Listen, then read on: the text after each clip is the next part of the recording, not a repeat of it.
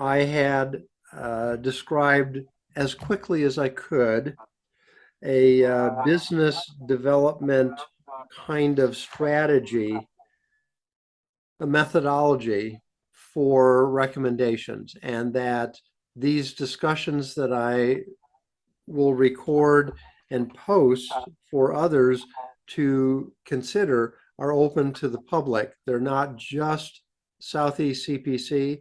They're not CPC members across all 6 CPCs, but they're for the general public to weigh in on so that we don't have the conflicting, duplicative recommendations from 3 different CPCs or conflicting.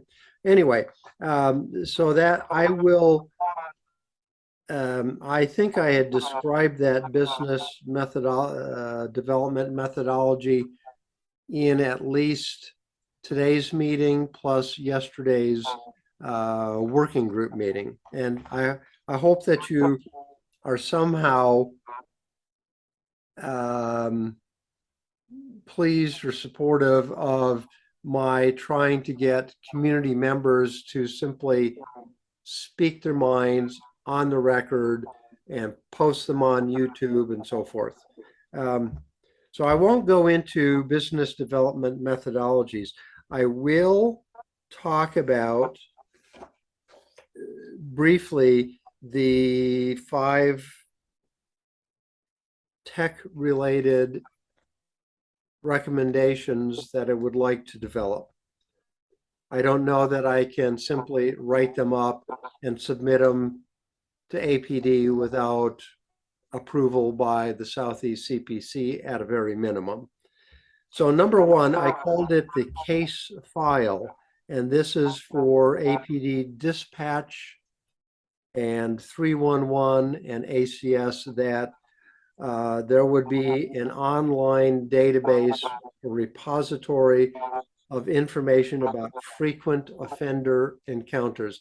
I was actually engaged with one of them this morning at 8, well, from 7 to 6:45 through 9 o'clock this morning, leading up to the CPC meeting. I have a frequent encounter with one of our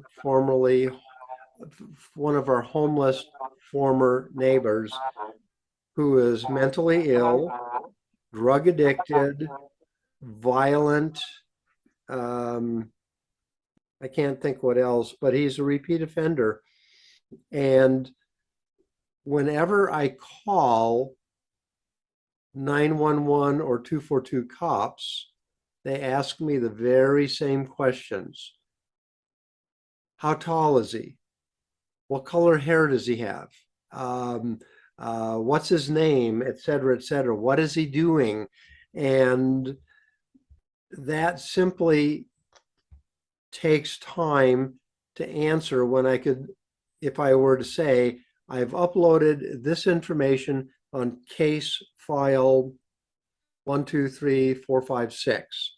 And they click on it and they say, oh yes, that's Tommy.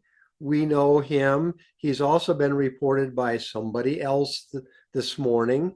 And it will show his picture. It will have his history, his booking into MDC, his releases from MDC, all of that information not accessible to the general public. That this would be something, for example, if you called in somebody in your neighborhood and you submitted the information, it's a male, he's 50 years old, he's Vietnamese background, heritage, he speaks English, he's not armed, he is mentally ill and violent and blah, blah, blah, blah.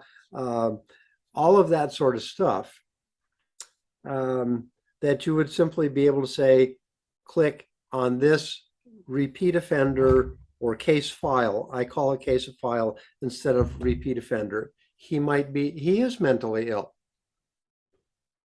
And we've had this discussion with him numerous times about getting help for his mental illness. Anyway, click on that and they say, oh, yes, we know who that is. And then they can go out and intervene with them on the street, as I did at 8:45 this morning with 911. I mean, it drives me crazy. Um, so it would have you would be able to upload answers to the standard questions that APD dispatch would answer. Um, and I call it an instant referral number similar to the APD's old man number for, they retire, they still have an old man number that they can refer to. You could include photos, name, description, and dispatch would be able to update that information real time, but it would not be accessible to anybody else online except you sending that report to dispatch. And so if the same person is reported by another community member, dispatch could link them together and say, hey, at 8:45 this morning, he was doing this at this location. At 9:30, he was doing this other thing at a different location. So I'm gonna go ahead and shut up. Oh, I thought you were raising your hand. Let's see. So APD could update that file. They could link them with different case file numbers from different callers, just different calls for service, and the public cannot view them. It's not like you can go in and search for this crazy guy in Mike's neighborhood. Just the caller with their own case file number, and the caller could update their file with current information, like, okay, I remember he's 1, 2, 3, 4, 5, 6, and oh, I recalled on him a week ago, but I'm updating today. Location, clothing, activity, etc. So that was the one of the recommendations that I would like to develop. Any comments, suggestions, thoughts, concerns? Well, while I get the concept, and I don't know that I can say that it's a bad concept, but I can say that I don't know that I could support it, because even though the safeguards that you've put in place, I think would work, I still think there are other areas where it can be abused. What your thoughts are, oh, well, that's Tommy. And my thoughts are, oh, that's Tommy.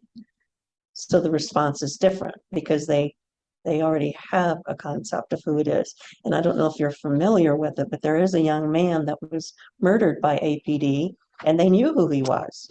They knew he was mentally ill. They knew his mother. They worked with his mother, and they still went and killed him in his own backyard. And they knew who he was. And they knew everything about him that you are proposing your recommendation would cover, and they still murdered him in his own backyard. So I get it, and the concept is great, but the people that would be using it, the public and the police, they're not perfect people. So there would be situations where people wouldn't remember the name of the person and their number. So you would end up with multiple numbers for the same person, which I think would increase the confusion over who the call is about. But I think at the core, I think it's not a bad recommendation. I just happen to think there's a lot of area for unintentional abuse of the system. And that I did not raise this particular recommendation in the Southeast CPC. I did talk about this particular person, whom I've had, this coming February will be 2 years of direct dealing with his violent behavior, at all hours of the day and night. The concern, I think, at the time I made a similar recommendation or a related recommendation about the same person was about his constitutional rights. And I would hope that what we could do is provide the right kind of background, that the officers who might respond would understand the background. I'm not a counselor, psychiatrist, certified, whatever. But we've had repeated conversations with him, interactions with him. I've shared some of those previously with people who are interested. I don't think there's any doubt that he is his mental illness is exacerbated by drug abuse. And without going into some of the background information about what I've observed with him, which is very disturbing, I would hope that both APD and perhaps the MRAC, you know MRAC, right? Mental Health Response Advisory Committee, and perhaps some of the other amici would weigh in and say, here are the things that we think you need to incorporate or consider so that we don't create a bigger danger to both the individual and the police who might respond, or ACS.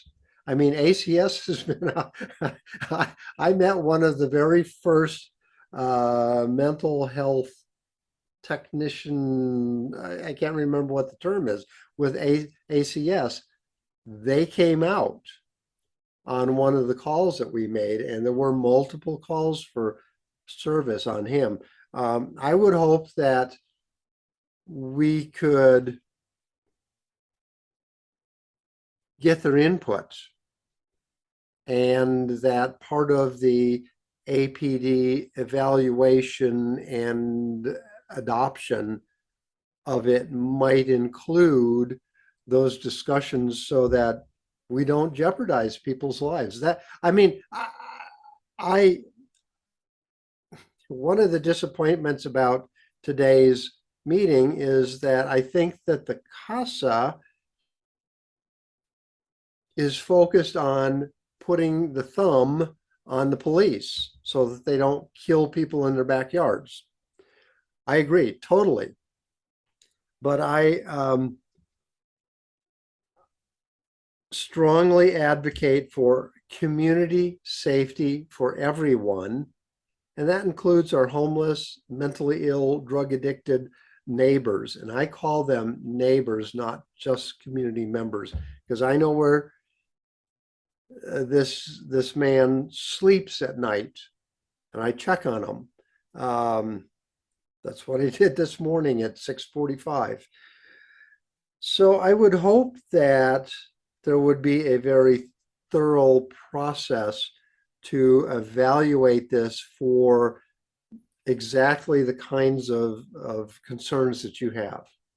And I totally understand that. So, Well, I think without developing it further the way it is right now, I think it would be better suited for ACS than for APD. I just, I don't think it's a good thing for APD. I don't think it would help them in the way that you want it to help them and the way you want it to help the community member, because you're talking about the same sort of thing that I was talking about this morning, in that Southwest doesn't want to call anymore. We don't want to call anymore. Nobody wants to call 911 or 242 cops because of being asked the same repetitive questions that you're talking about. So that process would expedite it for the callers, and it would expedite it for 911 for the operators and the dispatchers. But I don't think it would be properly used by APD. And that's because of reality-based training. You loved the CPA and you go to their association members. They scare the bejesus out of me. I don't go to the association meetings anymore because it scares the crap out of me to go to those meetings. Reality-based training is only to shoot and kill. There's no reality-based training for de-escalation. So those poor officers are out there with only shoot and kill training and experience. That's the only RBT they get. And so those are the reasons that I have concerns about it. The concept is excellent and it would work in a utopia, but it won't work in the reality of what we live every day. It might work only for ACS. I would look to Peter Kubra for some input on it also because of the McClendon case. I realize that dealt with detention at the MDC, but still, they understand the interaction between people that are experiencing mental whatever's it is. So I mean, maybe MRAC could be helpful, but they are more, maybe, I'm not sure. But it needs further development, and you need officers to be utopia. You Well, need, and they're not going to be. number one, I was going to agree with something, but I can't remember what it was. Um, uh, so yes, I would say yes, it does need further development, and one would hope that APD would not simply go internal and look at things, recommendations, and approve them, adopt them or not. I would hope that they would do what they hadn't done with the two recommendations that I'd made, again, tech related. They simply say, oh, it's in work. They never come back to tech people or community members who have concerns that are valid, or MRAC or ACLU or whomever. They don't seem to follow through and turn it into a collaborative assessment and development. And I agree. It certainly would require, for me, would require substantial discussion, evaluation, and revisions. I agree with that totally. And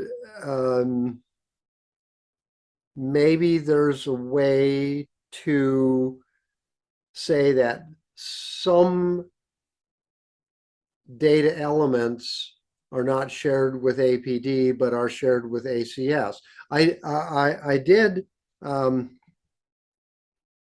I did say that I would like this to be accessible by 311 and ACS, because I have been very, very frustrated in my interactions trying to make a referral to ACS through 311. I think ACS needs a parallel kind of reporting system, and they don't do that. They do it through either 911 or 311 or non-emergency 242 cops. And it's been very, very frustrating. I have been pleased by, as I said, meeting the very first clinical technicians on the job responding to this guy when we called the cops, 911. So if there are elements of the data that's more appropriate to share only with ACS and not with APD, I'm all ears. That's this whole point, is to have lots of ears and input to this discussion. So thank you. I think I had talked through that entire one page. Here it is. One page of notes on just that recommendation. I have a couple of other comments about it before, if you're ready to move on. Oh, absolutely. Go ahead. Okay, I think you would also have to engage Erica Wilson and the call center, because you would have to figure out, part of your thing would have to figure out how is it going to work technologically for the call center. And number two, I have minimal good thoughts about how it would work, considering the city put out a group that they did not develop a call method for. In other words, they put out ACS and you don't know how to get them. You can't get in touch with them unless you wait on hold for a half hour with 2424 cops. Or I guess now you're supposed to go through 311. I haven't tried that. I don't know how that's supposed to work. I've done both, and they're somewhat cumbersome. And so maybe that is a follow-on, separate spin-off kind of recommendation, that ACS go ahead and have some other kind of reporting system. I have tried to engage with ACS quite a number of times through both 242 cops and 311, and it's difficult at best. So Well, I've never tried it through 311, but I did spend an hour on the telephone trying to get assistance for someone that was ranting and raving and going back and forth up and down my street and at a neighbor's house that I didn't know if they belonged to that house. I had never seen the person before. It took me an hour and to get to get in touch with someone that I could then file that report with, to try to get somebody from ACS to come out, because I didn't want police. It didn't warrant police. And perhaps it took me a half hour longer because I accidentally hung up on myself after an half hour. And then I had to call back and it was on wait for another half hour. So it took me an hour to get assistance for this person. And if they had been in a medical emergency, of course, I guess I should have said that, but I didn't know. I didn't know what their situation was. They wouldn't talk to me and they were, ranting and raving and walking back and forth, but that didn't mean they couldn't have keeled over at any second. So there's flaws in the system, needless to say. I will share just briefly that I had 1, 2, 3 of my neighbors join me at my front doorstep, right on our front porch, with this man, and he collapsed onto the footing of our front porch in pain.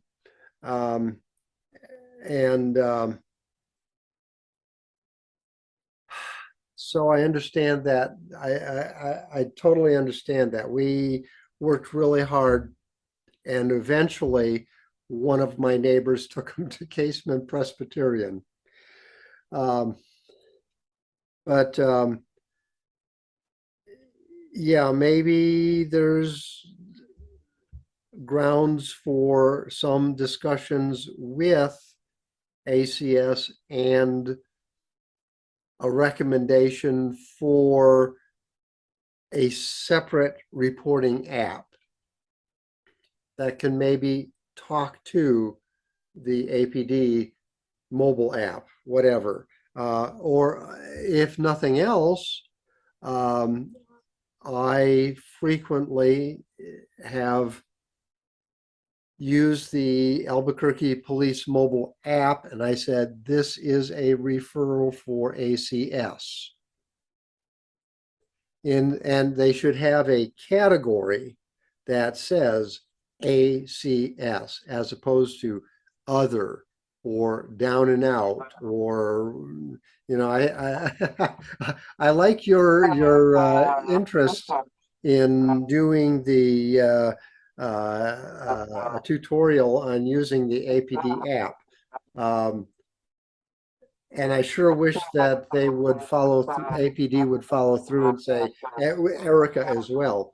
What are your recommendations on updating this app? Well, they already have a new one coming out. Like they didn't really want to come even and give us a demo on this one because there's a new one coming out. They don't have a date for when, but there is a new one coming out. And I just really hate it because I asked that question that I said nobody will answer, which is, does this qualify as a call for service? Nobody will freaking answer my question. And she gives me this whole spiel about the difference between 911 and 242 and blah, blah, blah, blah, blah. And none of that answered my question. I still don't know if it's a call for service or not. And I guess what do you you do? can't, I No, can't, I can't, because you got your fuzzy on. But how do you bypass the address? Because that's the question that my community member has. And and that's the question that I have. We can't figure out how to go past putting in your own address. Well, if it didn't happen at your address, what do you put in? And that's what she and we can't figure out how to get around that. We don't want to put in our address. That's not what we're reporting. We're not reporting anything at our address. We're trying to report something somewhere else. And I've never been able to figure out how to get around that. um, I'm not sure that it's a requirement. I'd have to Well, take a look. I tried bypassing it and then I couldn't do anything. Hmm.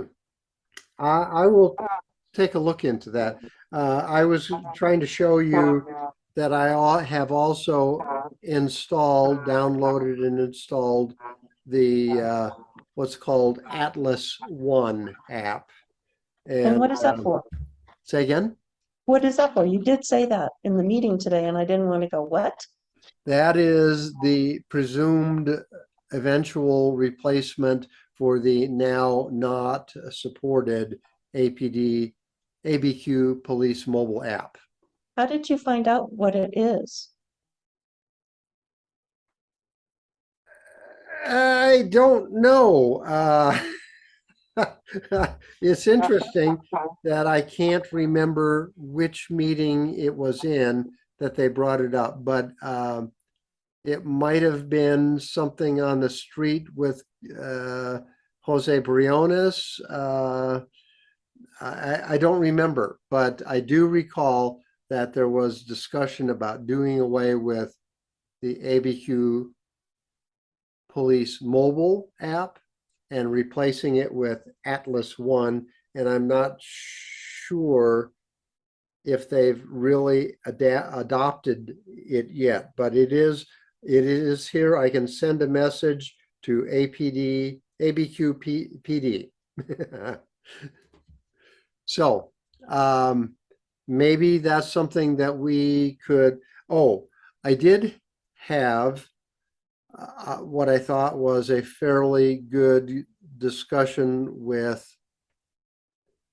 Commander Torres at the Real Time Crime Center, of the Real Time Crime Center at our Southeast CPC um, just last week, I guess. And he was unclear about what's happening with the apps. So maybe I can get him to do a Zoom meeting like this so that we can talk about it and then put it out on YouTube.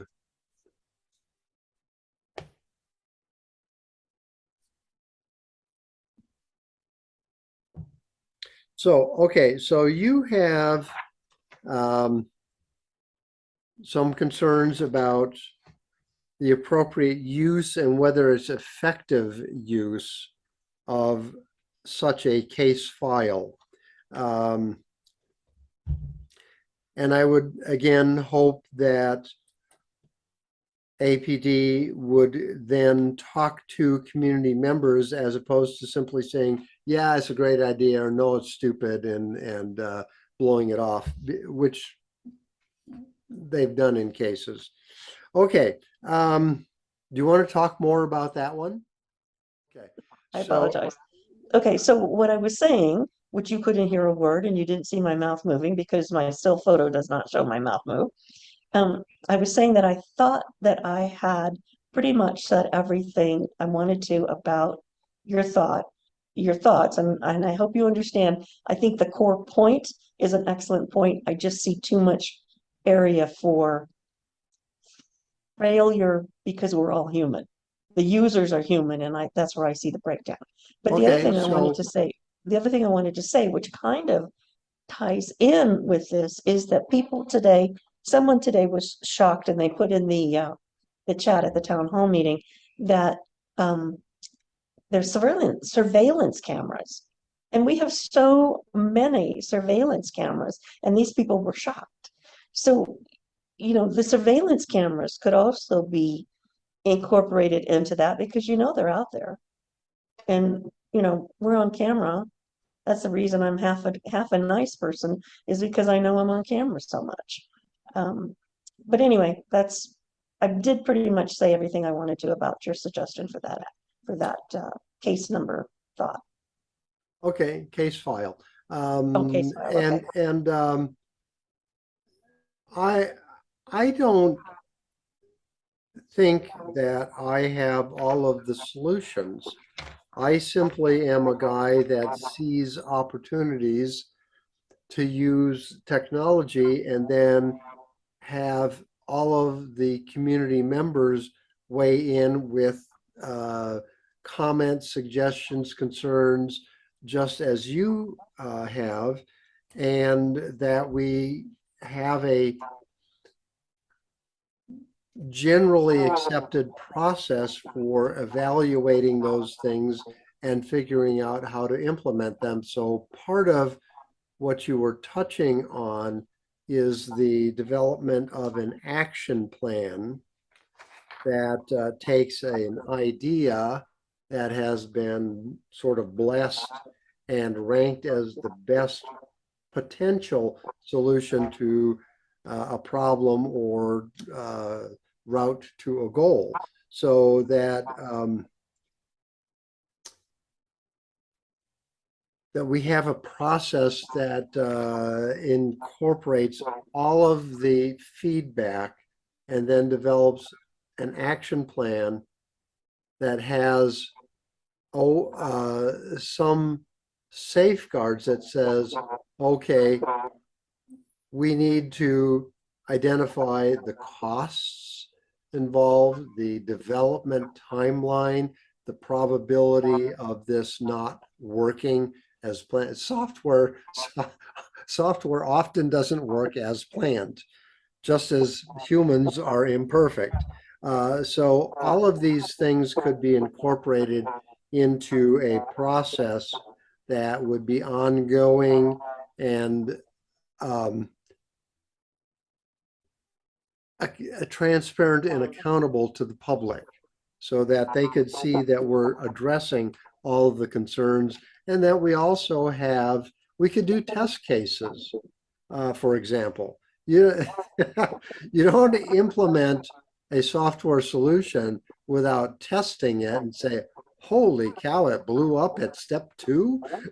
We could have that built into the process. So I will post this recording and on YouTube and then go back and review it to see if it prompts any further thought on my part and ideas for improvement that maybe other community members can contribute. Does that sound okay? Sure. So we are at 1 hour into what was going to be a 1 hour discussion. And by happenstance, I picked the first recommendation that I had mentioned today. If you want to call it quits for today, that's fine with me. And I will schedule another one for the second recommendation that I had made about a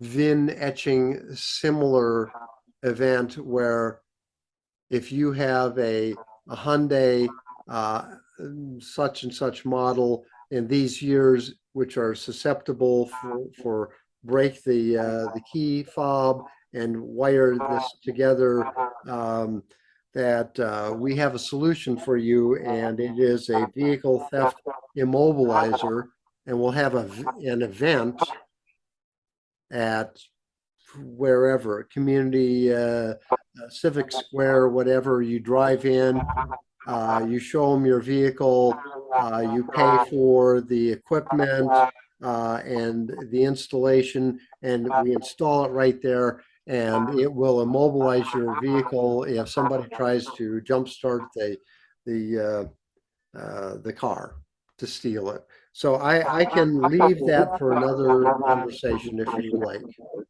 Well, who's going to pay for that? The vehicle owners would pay, and go ahead and mute yourself there. The vehicle, we talked about this briefly at the Southeast just last week. The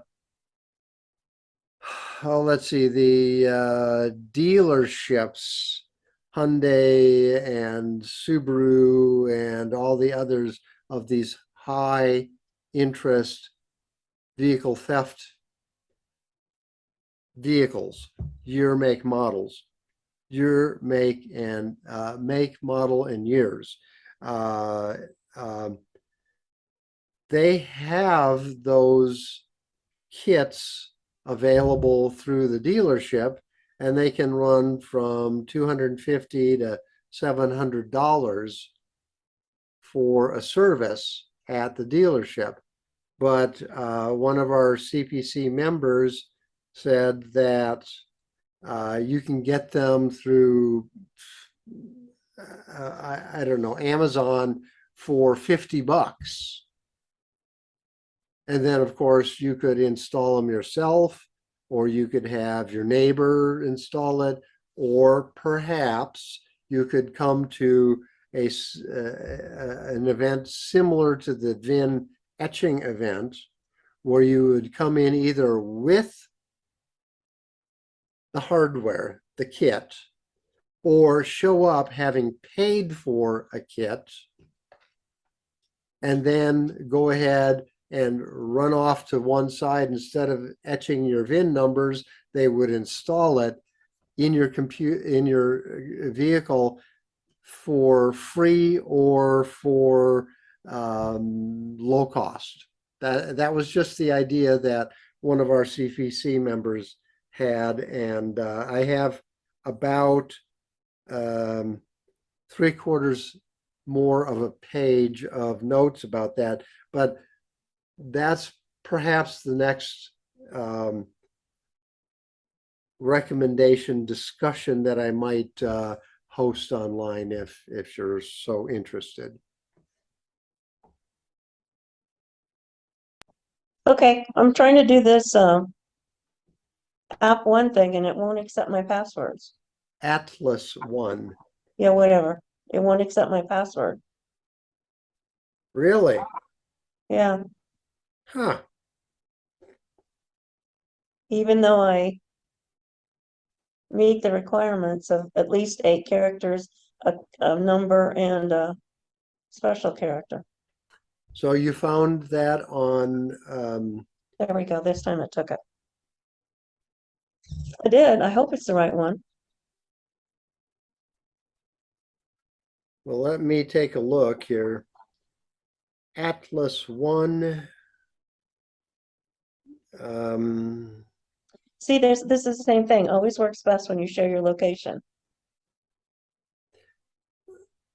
Yeah, and the reason I think that they ask for location is so that you can it's what I have on my phone is explore APD ABQ PD, and it has a thing that says send message. It actually is, I think, at least nationwide, if not international, kind of app. When I first pull it up, it shows the entire globe, and then it zooms in to Albuquerque, and you can, as I understand, I've not played with this a lot, but as I understand, you can say, this is the area that I'm interested in. And it could be, and it shows my location through my GPS being in the uptown area. And as I understand, I can simply say, I don't want to hear about anything down in the Southwest. I just want to hear about Constitution to Lomas, Louisiana to San Mateo. I think there's some sort of geo-fencing kind of capabilities in there. So anyway, as I said, we're an hour into what was intended as a 1 hour discussion. If you would like to continue talking about other recommendations, including recommendations of your own that we should perhaps develop, I will go ahead and set up another 1 hour meeting and put the word out and see who shows up. Sure, that sounds good. Okay, so is it good for today? Sure. Wonderful. Okay,